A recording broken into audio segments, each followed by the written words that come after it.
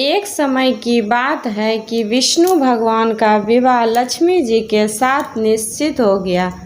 विवाह की तैयारी होने लगी। सभी देवताओं को निमंत्रण भेजे गए, परंतु गणेश जी को निमंत्रण नहीं दिया। कारण जो भी कह रहा हो, अब भगवान विष्णु की बारात जाने का समय आ गया। सभी देवता अपनी पत्नियों के साथ विवाह समारोह में आए। उन सब ने देखा कि गणेश जी कहीं दिखाई नहीं दे रहे हैं। तब वे आपस में चर्चा करने लगे कि क्या गणेश जी को नहीं न्योता है, या स्वयं गणेश जी ही नहीं आए हैं। सभी को इस बात पर आश्चर्य होने लगा। तभी सबने विचार किया कि विष्णु भगवान से ही इसका कारण पूछा जाए। विष्णु भगवान से पूछने पर उन्होंने कहा कि हमने गणेश जी के पिता भोलेनाथ महादेव को न्योता भेजा है। यदि गणेश जी अपने पिता के साथ आना चाहते तो आ जाते। अलग से न्योता देने की कोई आवश्यकता भी नहीं थी। दूसरी बात यह है कि उनको 1.25 मन मूंग, 1.25 मन चावल, 1.25 मन घी और 1.25 मन लड्डू का भोजन दिन भर में चाहिए। यदि गणेश जी नहीं आएंगे तो कोई बात नहीं, दूसरे के घर जाकर इतना सारा खाना पीना अच्छा भी नहीं लगता। इतनी वार्ता कर ही रहे थे कि किसी एक ने सुझाव दिया, यदि गणेश जी आ भी जाए तो उनको द्वारपाल बनाकर बैठा देंगे। आप तो चूहे पर बैठकर धीरे धीरे चलोगे तो बारात से बहुत पीछे रह जाओगे। यह सुझाव भी सबको पसंद आ गया, तो विष्णु भगवान ने भी अपनी सहमति दे दी। होना क्या था कि इतने में गणेश जी वहां आ पहुँचे और उन्होंने समझा बुझाकर घर की रखवाली करने बैठा दिया। बारात चल दी। तब नारद जी ने देखा कि गणेश जी तो दरवाजे पर ही बैठे हुए हैं, तो वे गणेश जी के पास गए और रुकने का कारण पूछा।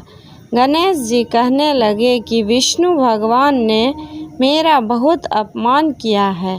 नारद जी ने कहा कि आप अपनी मूषक सेना को आगे भेज दें तो वह रास्ता खोद देगी, जिससे उनके वाहन धरती में धंस जाएंगे। तब आपको सम्मानपूर्वक बुलाना पड़ेगा। अब तो गणेश जी ने अपनी मूषक सेना जल्दी से आगे भेज दी और सेना ने जमीन खोखली कर दी।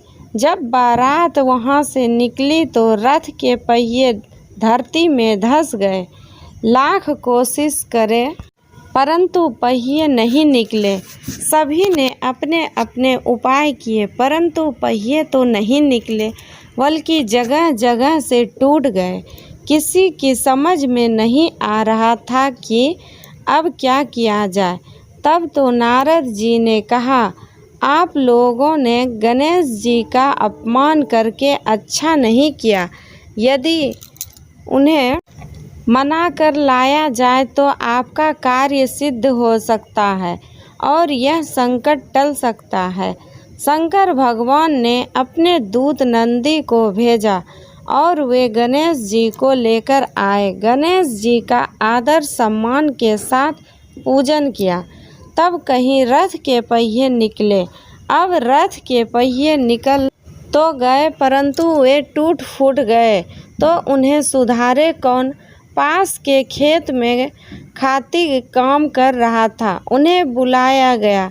खाती अपना कार्य करने के पहले श्री गणेशाय नमः कहकर गणेश जी की वंदना मन ही मन करने लगा। देखते ही देखते खाती ने सभी पहियों को ठीक कर दिया। तब खाती कहने लगा कि हे देवताओं, आपने सर्वप्रथम गणेश जी को नहीं मनाया होगा और ना ही उनकी पूजन की होगी, इसलिए तो आपके साथ यह संकट आया है। हम तो मूर्ख अज्ञानी हैं, फिर भी पहले गणेश जी को पूजते हैं, उनका ध्यान करते हैं। आप लोग तो देवता गण हैं, फिर भी आप गणेश जी को कैसे भूल गए? अब आप लोग भगवान श्री गणेश जी की जय बोलकर जाएं तो आपके सब काम बन जाएंगे और कोई संकट भी नहीं आएगा। ऐसा कहते हुए बारात वहां से चल दी और विष्णु भगवान का लक्ष्मी जी के साथ विवाह संपन्न करा के सभी सकुशल घर लौट आए। हे गणेश जी महाराज, आपने विष्णु को जैसो कारज सारियो ऐसो कारज सबको सिद्ध कर जो। बोलो गजानन भगवान की जय।